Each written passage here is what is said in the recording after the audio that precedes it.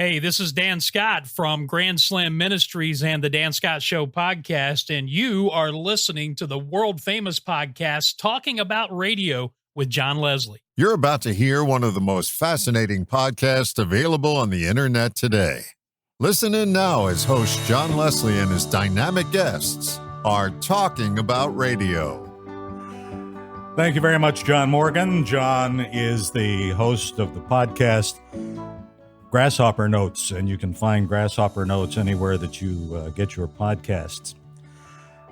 I just absolutely love doing this program, these podcasts, because it gives me an opportunity to meet people from all over the world. And we have had guests on from Kenya, from South Africa, from Ireland, the United Kingdom, and we've had guests on from Pakistan, from all over the United States. And we are going to be going today out to the west coast of the United States, to Los Angeles, to talk to a gentleman who is not a Native American, but is certainly a fine radio broadcaster and actor and just all kinds of things.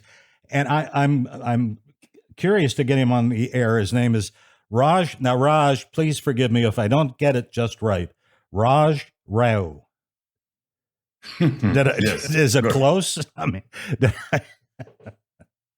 Yeah. My full formal name is Raj Manchiraju, and particularly for my American friends, I go by Raj, and Rao is my middle name, and it is part of my last name too. So Raj Rao. You did it right, John. John is very easy for me. Yeah. Yeah.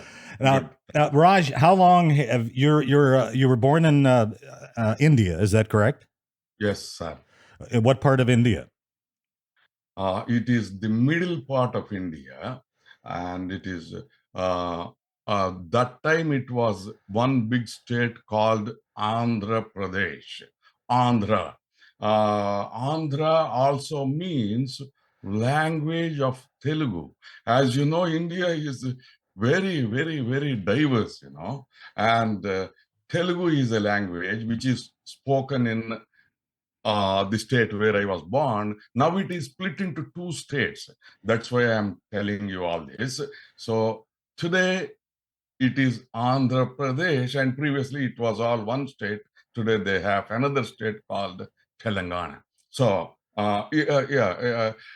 particularly for the Indian people, it would make more sense. I come from Andhra Pradesh. And how long? Yes. How long have you been in the United States? It's about 3 decades. Yeah. I'm sorry. Say, how long? About 30 years. 30 years. So you've been here a long time. Of course. So you're really Americanized. I am, of course, an American citizen. Good. I am glad to hear that. Citizen. Yes. And my kids and, of course, grandkids who are born here are all American citizens. Yes. Now, so, as you said, it is only by ethnicity I am an Indian. Otherwise, I'm an American citizen. Yes. When you were still living in India, before you came to the United States, and I want to find out about how that happened, how you made the decision to come to the States, you were in the radio broadcasting business. Yes. Yes. Okay. Tell me about that. Okay. I may have to address this in 2 or 3 different directions, because there are obviously 2 countries involved here, to begin of countries, India and America, with a lot of cultural diversity and whatnot. Now, by profession, I am an engineer. I did my bachelor's in electronics and communication engineering, and I hold 2 masters academically. I have master's in computer science with distinction, as well as I am an MBA with marketing management as my major. So That is my academic background.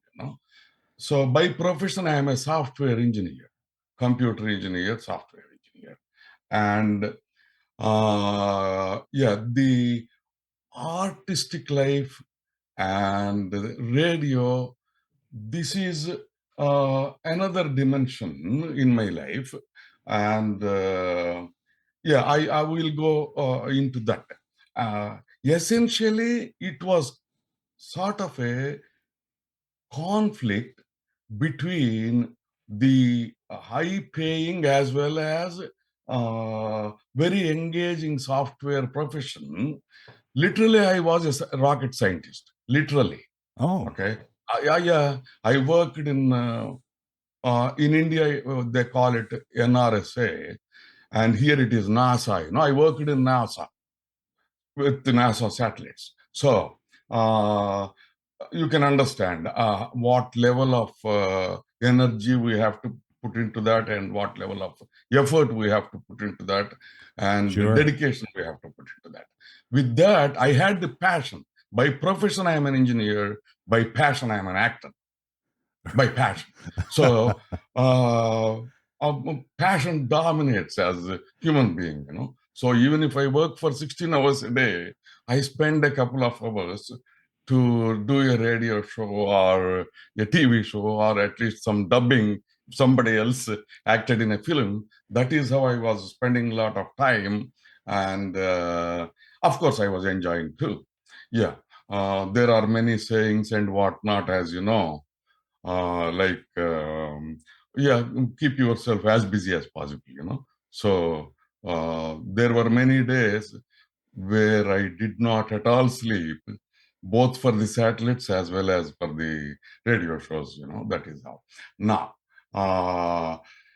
okay, the other point I wanted to touch upon is I was working in Department of Space, obviously, for the satellites. That's a fascinating subject by itself. We could spend any length of time on that. Particularly, I was working with remote sensing satellites, if you heard of them. There are primarily two types of satellites for communication, which are 25,000 kilometers away from Earth, and remote sensing satellites are about 900 kilometers from Earth. Anyway, I will not go deep into that because this is focused on radio activity. Now, radio activity means something else, of course. Now, so that was Department of Space. I worked in, they call it central government there. Here we call it federal. So I was working in Department of Space as well as Department of Atomic Energy as an engineer. And even the radio that time was in Department of Information and Broadcasting. That was again a federal government department. So that time there were not so many channels and not so many shows. It was limited time broadcast even in the radio, and it was only done by the government. Hope you are with me. I understand completely. So nowadays, there is of course a lot of content as well as competition. Radio is there and TV is there, as well as YouTube and podcasts and internet, and this is a lot of stuff. But that time, it was all in isolation. Of course, I worked in TV too. They used to call auditioned artists, meaning eligible artists. Mm-hmm. Not everybody can come on to the radio or like today's internet. Everybody has their own websites, their own YouTube channels and whatnot. That time, I'm of course happily recalling this experience. Although I had some friends, there was a 7-feature test which you need to pass to become an auditioned artist to work in the radio. Of course, we were paid reasonably heavily also. And initially, I was so innocently doing long roles. If the play is for 1 hour, I was on the air for 50 minutes almost, Wow. There is a funny, sort of unfair rule there where if you play a character, you'll be paid for that. It's not by hours like here, or not by length at all, So even if you play the main lead role for 50 minutes or a simple role, later on, of course, I too learned that. And I was the king in a show where I call the servant, and in another show, I was the servant and say, yes, boss. So for these characters, we get paid the same thing. Same. It was about 1,200 Indian rupees that time. Yeah. So coming to that 7 pieces, I don't know if anybody is following that level of strict testing. I underwent that, of course, enjoyed that too. The 7th final piece was mandatory, where they give you emotions as well as the other character with which you are interacting. Meaning, you need to say the same dialogue happily, sadly, and also angrily to your father, to your wife, to God, and so on and so forth. That was the mandatory piece where you need to do your full justice. And out of the remaining 6, you can pick up 4. There are very tongue twisting, and definitely your education helps, So an illiterate person, I don't know how to say that, may not even be able to read it out. So that was the kind of toughness involved. So we had to go through all that, and then they would take quite some time, if not weeks, months of time, to come back to you stating that you passed the test. So that was the kind of rigorous testing that was there. All said and done, there is a God-gifted element in actor, which is the voice and vocal cords. And of course, we need to practice to learn the diction, modulation, and stuff like that. So, so that is how I got into the All India Radio. By the way, they call it AIR, AIR, All India Radio. That is the acronym. I think they are using the same acronym even now, John. But now there are more privately owned radio stations in India, I would assume. Yes, of course. All over the world. Okay, right. Yes. Yeah, but now does the federal government still have its programming as well, the central government? Yes. When I was working, when I was there and working, it was sort of monopoly, if I can say that. And now the government-controlled radio is a very small, tiny piece in the industry. Hope it makes sense. I understand exactly what you're saying, and then it's not so much different here. At one time, well, I guess we never did have government radio. The government oversees radio. The Federal Communications Commission oversees it, but aside from public radio, there was never a time when our government had its radio broadcast network that was always privately owned. Yeah.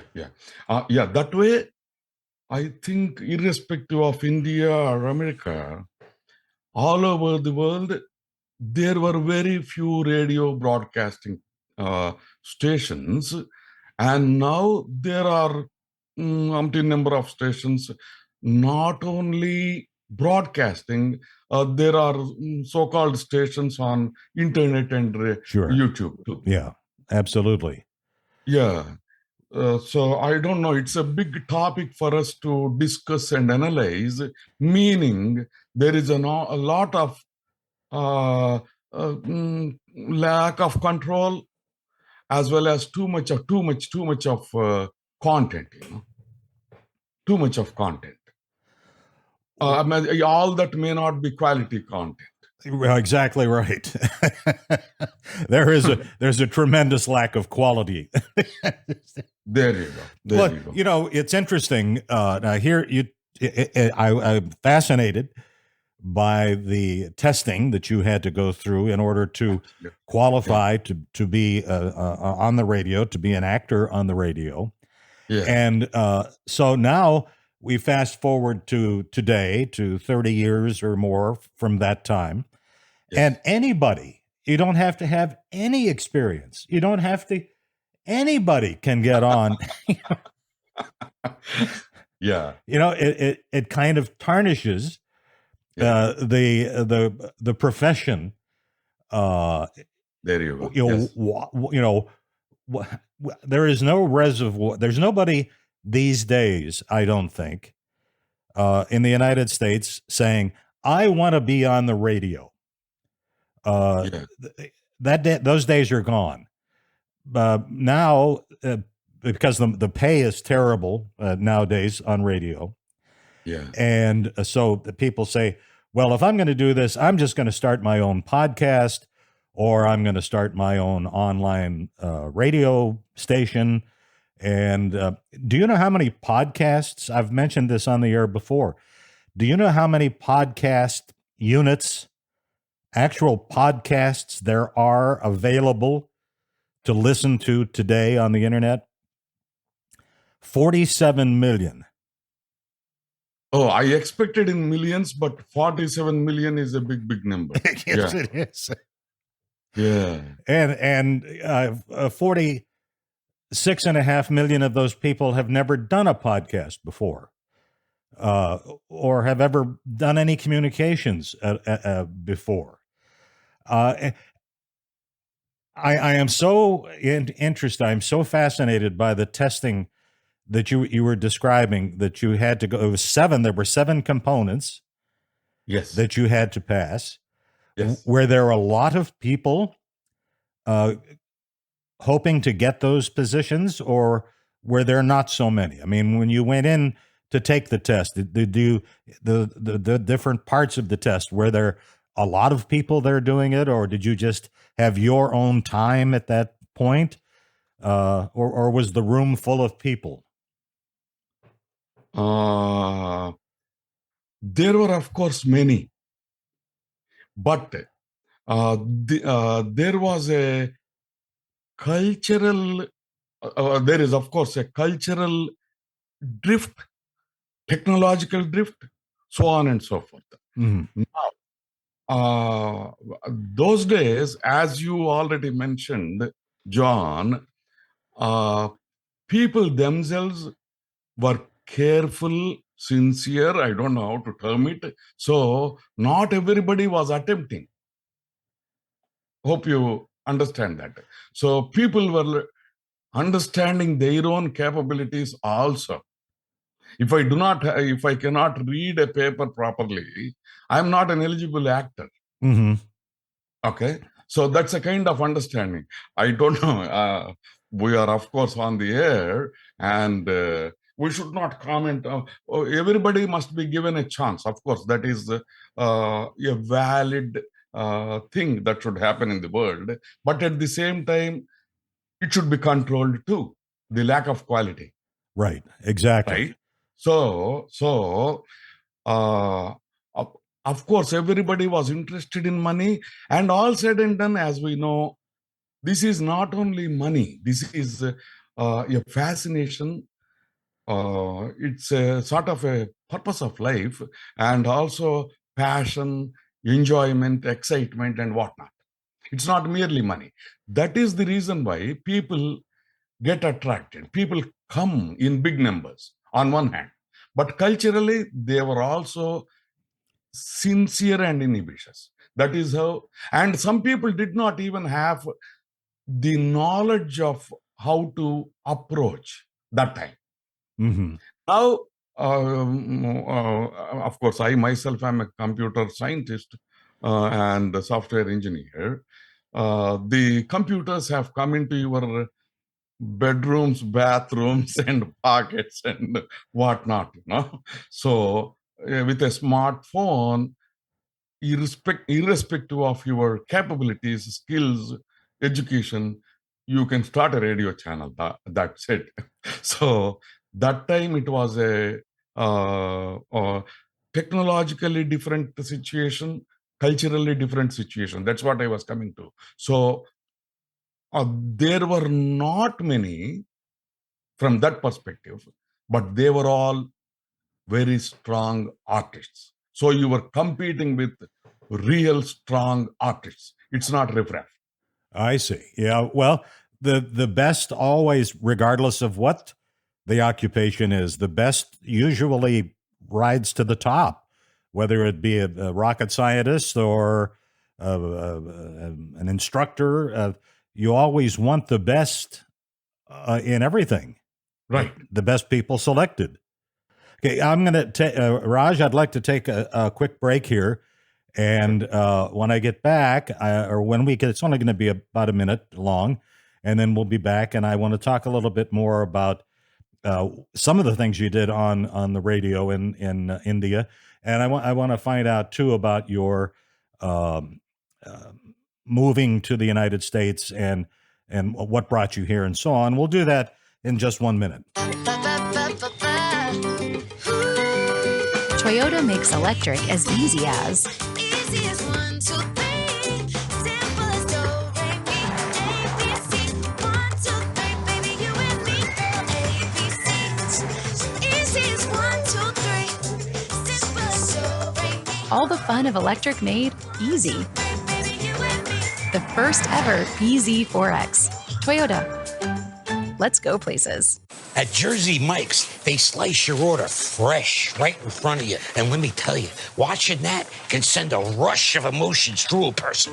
Excitement, impatience, baby-like wonder, indecisive, anticipatory chewing, nerves pacing, happy claps, and finally, jealousy, because that's this guy's sub.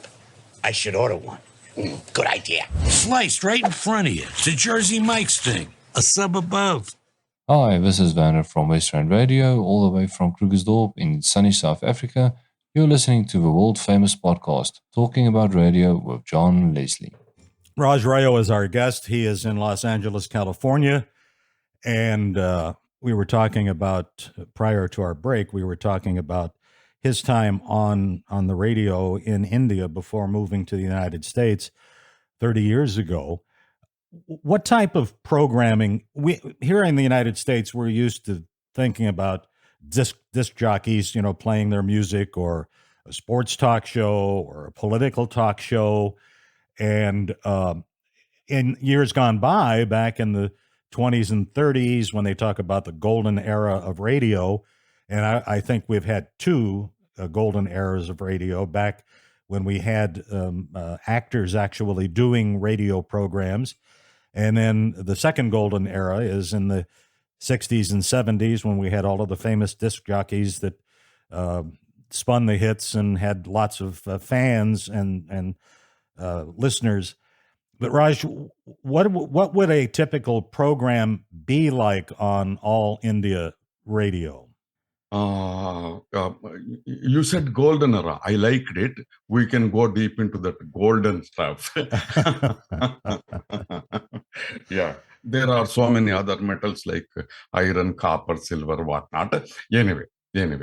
Now, to answer your question, number one thing I must mention is, particularly when I was working, and of course, me personally also, it should be socially useful. On one hand, it must give entertainment to the listeners, and also enlightenment, and also it should develop good emotions in the human brains. So it was oriented towards the society community. That is number one. Mm-hmm. Having said that, coming to the programs, of course, as you said, as you were listing, so there were, of course, some political interviews and news, and also some commercial, outright commercial things like speaking, discussions about an industry, aviation, transportation, and so on and so forth.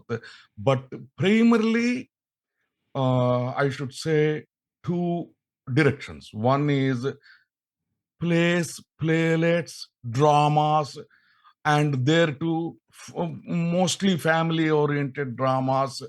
Needless to tell you, India is very strong in the family culture. Hope you are aware of it. Yes. Yes. So the drama, plays, skits, these were all more towards the family. And then the second major, I cannot say genre, the type of broadcast programs were music. Mm-hmm. Music also, I don't know. There are different types of musics today too. Music is a therapy by itself, right? So that was the kind of music. And there, I think it is all over the world. The classical music and the so-called modern music. Modern music need not follow any particular formula or anything. It can be simply pleasant to the ear and entertaining. Whereas classical music again has some restrictions in terms of both the script lyric content as well as the musical notes and all that. That was about it. Of course, my personal focus was more in the acting. So it was skits, plays, playlets, dramas. So initially, after going through all that rigorous testing and all that, I was doing long roles innocently. And of course, that time I was enjoying. And later on, I started doing smaller roles. I don't know how to put it, more for money, more money in less time. I see. Well, yeah, aren't we all like that? More money in less time.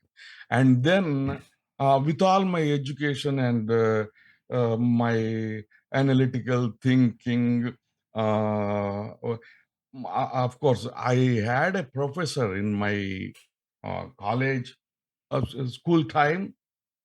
He was the director of the All India radio station where I was working. So we had a previous connection and attachment. He was my guru, and I was his beloved student. Mm-hmm. So he asked me to utilize my education also for the social welfare, literally social welfare, meaning we made 100 and, yeah, I think it was 128 plus because they extended. I was involved in the first 128 episodes. And I was writing the script. That is where I was telling you, John, I was an actor and writer, and when they are paid program executives, who were the producers. Right. So I yes. was, when they were not there, I was doing that, and I was of course directing because I was the script writer. So essentially, instead of playing some romance and violence, I was doing more of enlightenment rather than entertainment.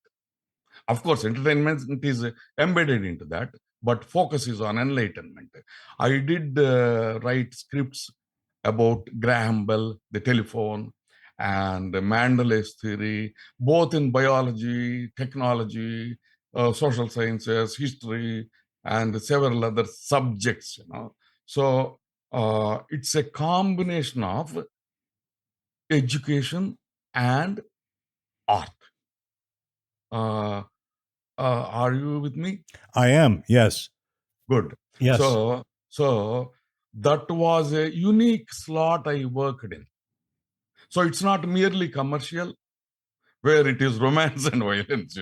Mhm. So, yeah. And it is not merely boring education also. If you are not an artist, you cannot introduce the telephony. Telephony is a subject which I studied both in electronics as well as in radio shows. Okay. So you cannot introduce a strong enough subject.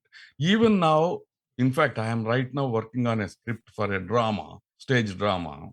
So we need to maintain the logic and we need to maintain the fun, entertainment element, as well as some sort of enlightenment and enrichment of the emotions. So that is what I was doing, which I enjoyed to do. That is a complex. That's not an easy thing to do. Absolutely not. No, it's and as you're doing it, as you're writing the script, and you're trying to interject entertainment and information and education all into the same script, and you're sitting there trying to do that, I could see where you might say to yourself, "Oh man, how am I going to ever do this?" Or did it come naturally to you? Uh, uh, of course, all said and done, God is great. I do believe in God. So it's, of course, our voice, physique, and these things are God gifted. Not only that, even our instincts, interests, passions Mhm. are God given only. Still, there must be a triggering point. As I told you, my respected professor was there in the radio station who was aware of my skills, thinking, and education and whatnot. So he molded me. Guru is guru. I think you know the term guru. Sure. Yes. Yes. So guru is guru. When you have a guru, it is almost like God, God's embodiment, God's Right. manifestation here. Yeah. So you may have the skill, but you may need a direction. That is where I definitely bow before my respected gurus. Literally gurus, they were professors. Yeah. How and when? I didn't mean to interrupt you there. You came to the States 30 years ago, and did you come here to pursue your scientific endeavors? Yes, of course. Yes. Yeah. I see. Not for the cultural side, but still, uh, uh, on the cultural artistic side, even now, of course, I did many, I can say, short films in English.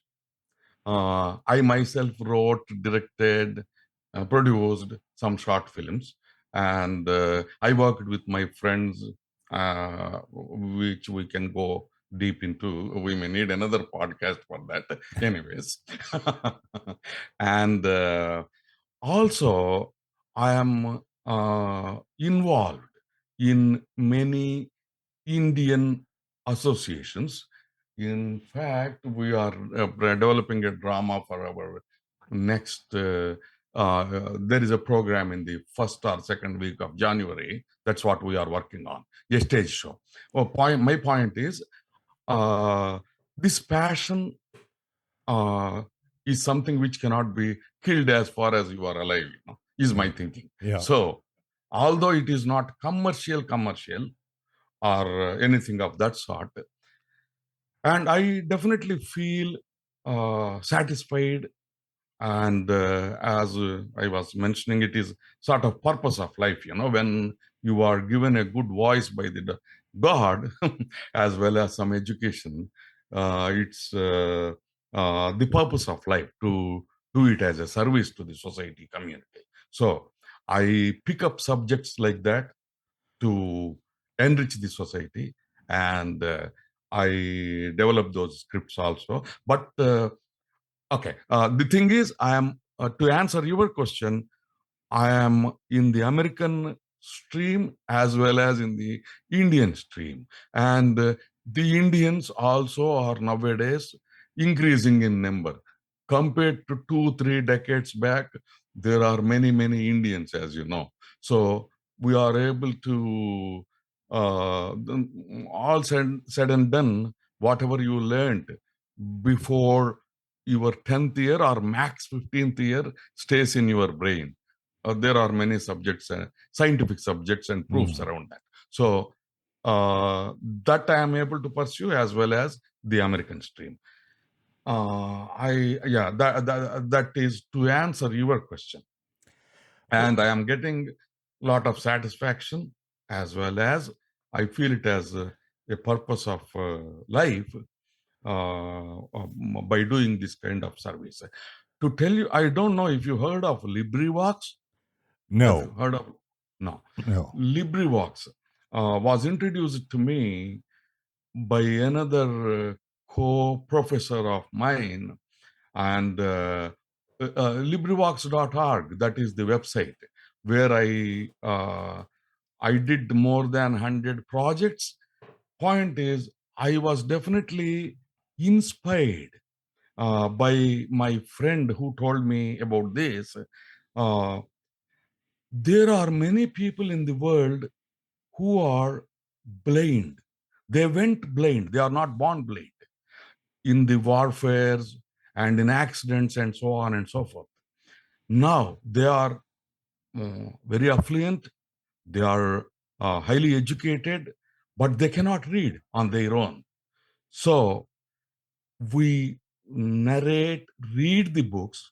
For example, there was one book, it was Golden Gems, if you heard of that or not. Yes, That was of yes. 18th century. You heard of that? Yes. Yes, good. So there were 108 or 118 Golden Gems. I read many of them, and so it is definitely a great service. It's a nostalgic effect for those people who lost their sight. They studied something when they were children, and they lost their eyesight. And I feel definitely happy. I feel definitely happy that I am doing a great service to the people, who were unfortunate. Sure. And before the break, John, we were talking about the skill level and the best of the cream coming to the surface, floating out to the surface. There is an element of so-called luck and fortune also, John, right? So Yes. yeah. So the system has to support, and we need to have the drive from inside. And so it's a combination of many things, I believe. That way, I'm not, of course, I'm doing well with my software profession. So I'm not that commercial. My focus is more on social welfare, if I may say. I understand. Yeah. And, Yeah. I want to go back to the reading the books. There's a name for it here, audio books. Yes. That is not easy. People may think that that's easy. It isn't. It takes a long time, and if you make you can't leave mistakes in it. No. It has to be perfect all the way through. And some books are quite long. Of course. Yeah. And do you do that in? You can't possibly do that in one sitting. Definitely not. Definitely not. Okay. If you go into that, a book is produced, an audio. when we say audio book, that's a different industry by itself, and we have Audible from Amazon and ACX and so on and so forth. This is not what that is. Here, to produce a book, there are multiple people with multiple functions involved.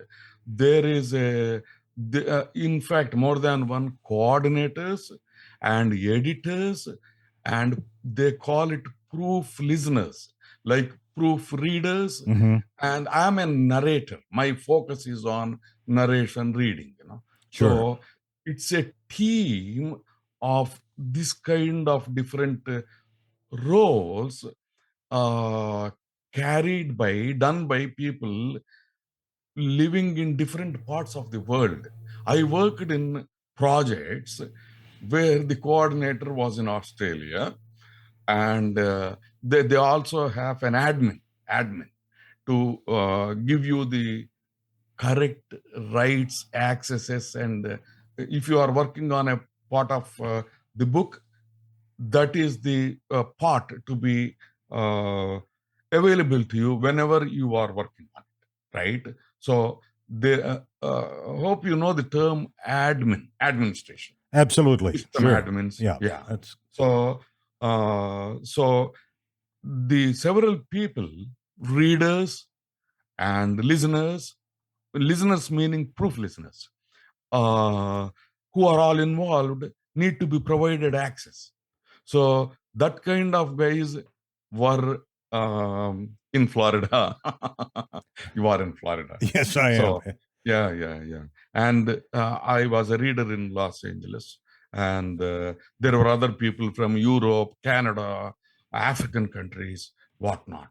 So that is the kind of a team that works. So it is not me alone. That is what I wanted to tell you. And also, it may not be out of context to tell you now that we are losing that type of 20s, 30s of age energy. And now I too go to a shoot more as an actor, meaning not as a director or scriptwriter. Point is, when you are the director, you cannot even sleep.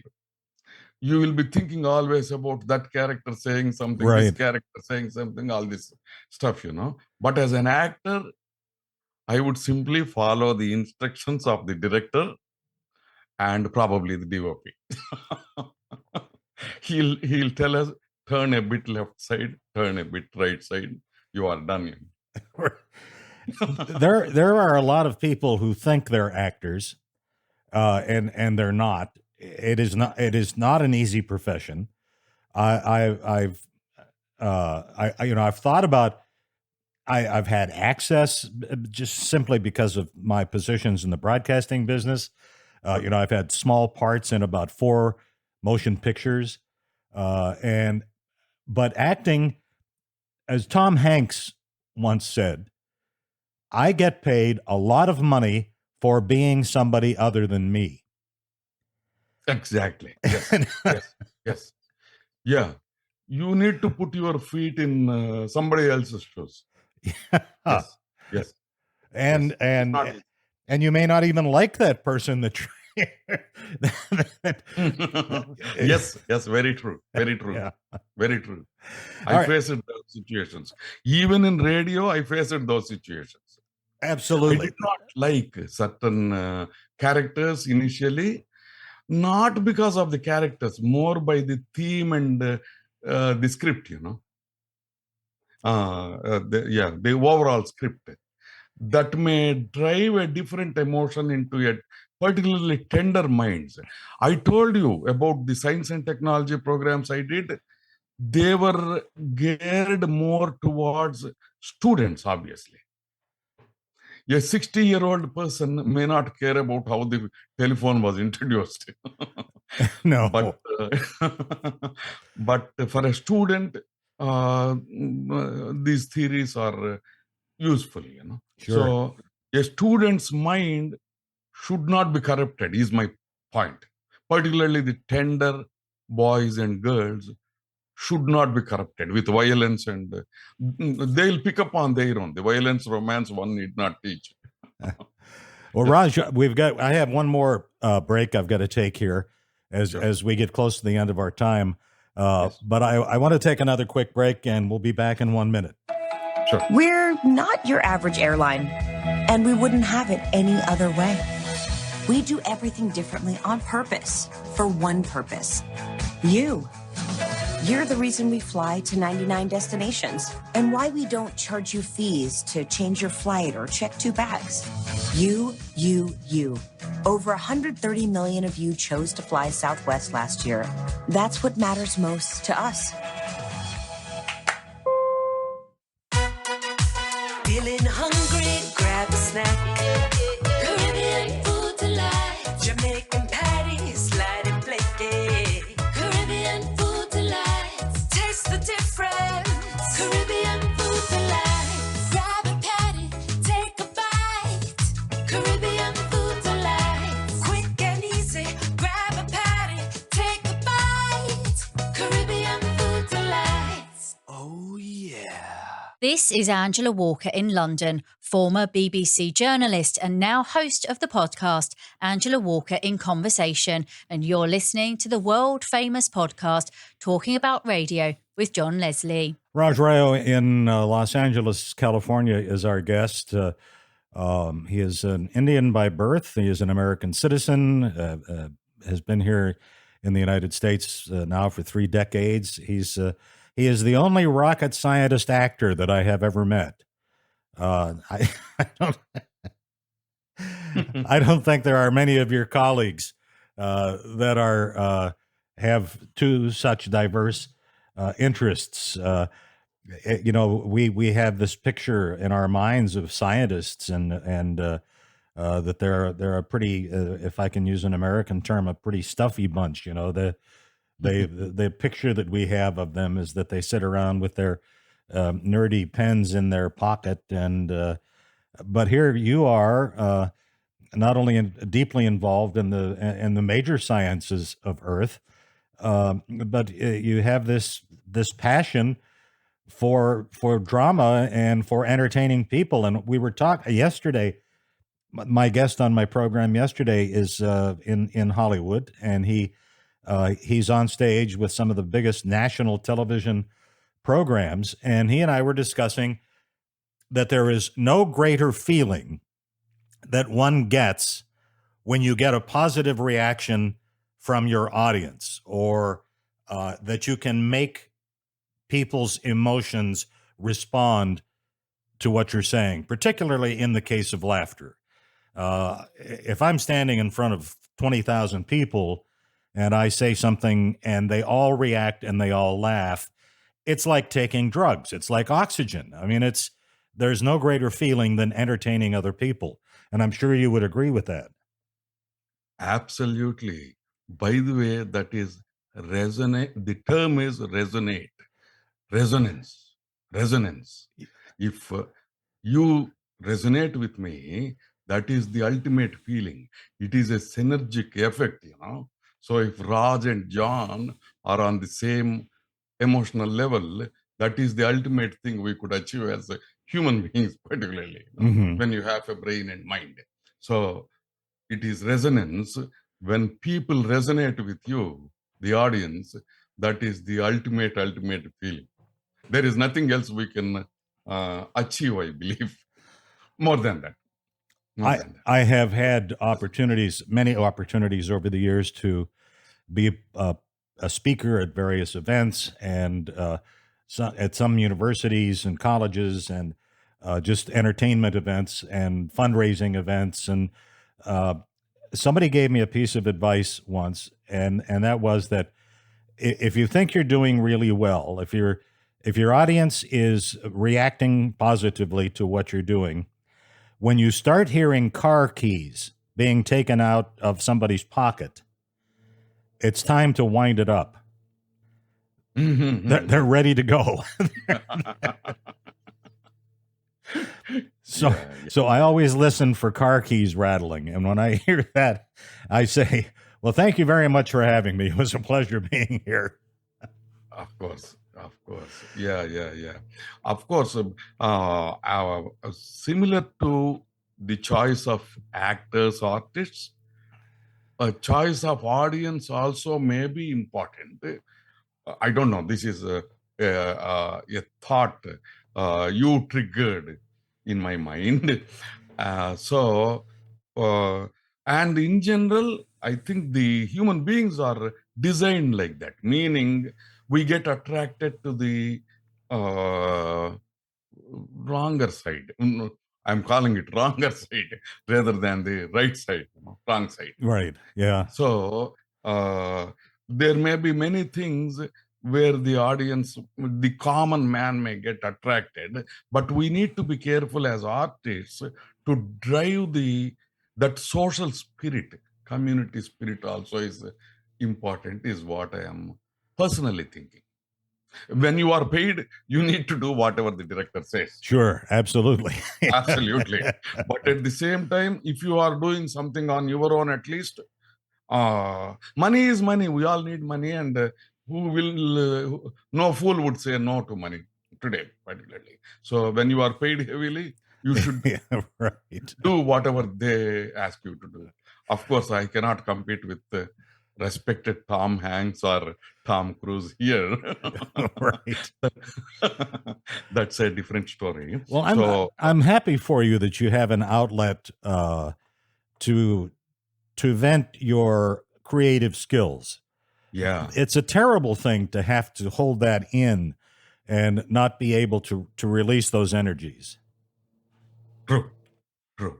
I run a YouTube channel also, more for introducing and promoting the really useful Indian culture. It is called Tel-Lit, which stands for Telugu literature.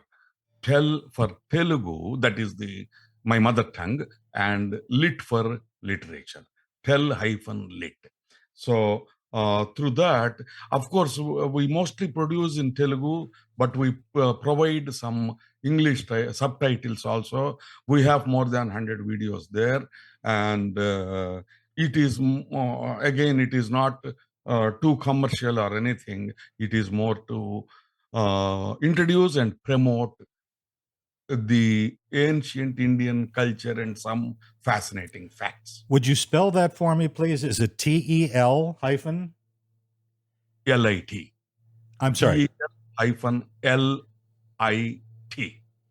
Lit for literature. Okay. So it's TEL hyphen LIT. Yes, sir. And that's available on YouTube. Yes. Okay. I will put that in what we call the show notes. Sure. Whenever the podcast is on the platform, I give a description of what it's about, and I will have an active link installed there so people can go directly to that. Okay. Yeah. So I do have that. All right. Well, Raj, we're getting real close to the end of our time, and I had mentioned to you before we went on the air that I've been in India. I was in Delhi, and the reason I was there was because I was on my way to Kathmandu, Nepal, and there were no direct flights from New York to Kathmandu, so I flew to Boston on Air India, and then on Air India to Delhi, where I spent some time, and then flew on Indian Airways to Kathmandu. Yeah, and Kathmandu is Nepal, John. Yes, yeah. I know that. I was there. Yes. And so I was in. I left my hotel. I had a very early flight to Nepal. Right. And I checked out of the Centaur Hotel in New Delhi, and I was on a bus, and we were on our way to the airport. And all of a sudden, there comes a motor scooter up beside the bus, and at an intersection where there was a stop sign or a red traffic signal, the motor scooter came in front of the bus and stopped. And the guy on the motor scooter came onto the bus And he walked back to me, and it was the desk clerk from the Centaur Hotel, and he handed me my American Express card. He said, "You accidentally left this laying on the counter at the hotel." Good experience, right? Absolutely. I don't know where in any other country that could have happened. It was just amazing. It could have been a disaster, if if you were to lose the American Express card, yes. Yes, Yeah. but he All the went way. out of his way to follow the bus and find me and give it to me, and the rest of my trip would have been a disaster without that card. Yeah, So yeah. You know what? I would like to make a comment, particularly on your narration here. Yeah, you maintained suspense. You exhibited all your artistic talent in narrating your experience. I was curious on what twists your story would take or make, and it is a happy ending. I am happy for that. Yes. And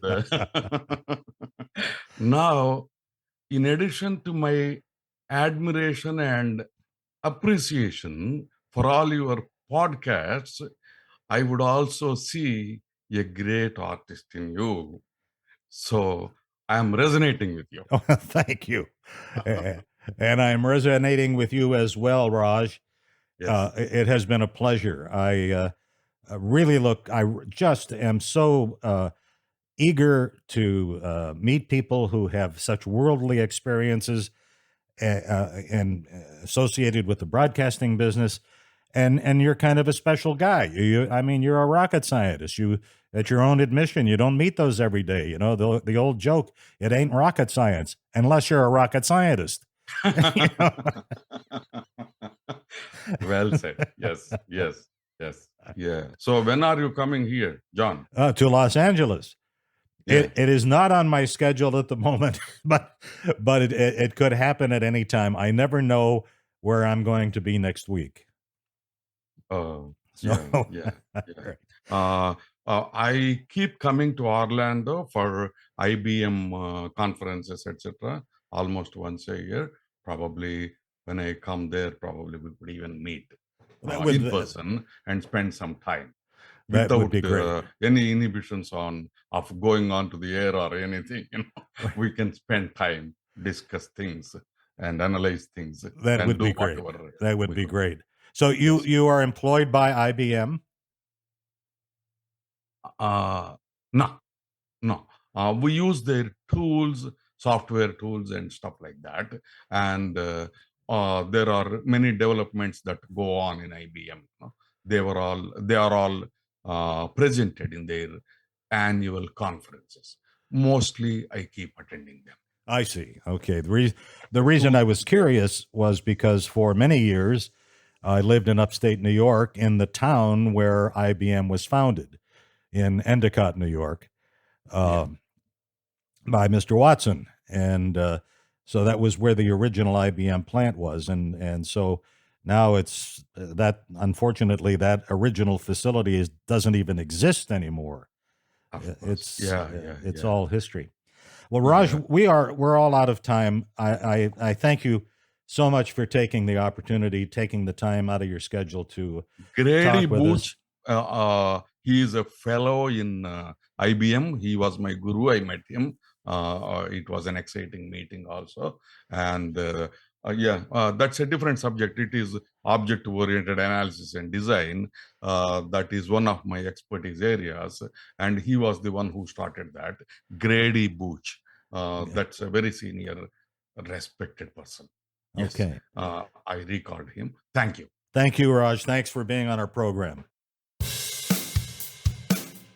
You've been listening to Talking About Radio with John Leslie, a podcast that features conversation with the greatest broadcast professionals everywhere. If you'd like to be a guest on Talking About Radio and share your favorite radio stories, just send an email to talkingaboutradio@yahoo.com. thank you for listening.